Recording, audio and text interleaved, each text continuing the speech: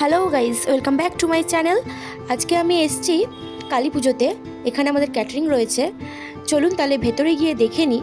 আপনাদের প্রথমে মাকে আগে দর্শন করিয়ে নিই। আপনারা সবাই মাকে দর্শন করুন। ইতিমধ্যেই ঠাকুরমশাই পুজোতে বসে গেছেন। আপনাদের সাইড থেকে মাকে আপনাদের দর্শন করাচ্ছি। দেখুন মায়ের মূর্তিটি কি সুন্দর অপূর্ব সাজিয়েছে।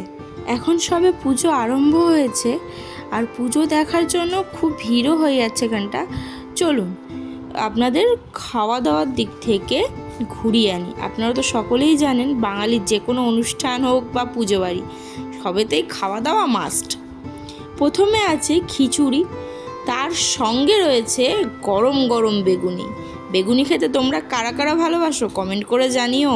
পোলাও আছে, তার সাথে রয়েছে কষা কষা আলুর দম আর ছানার মালাই কোফতা রয়েছে, চাটনি আর পুজো বাড়ি মানেই তো পায়েস।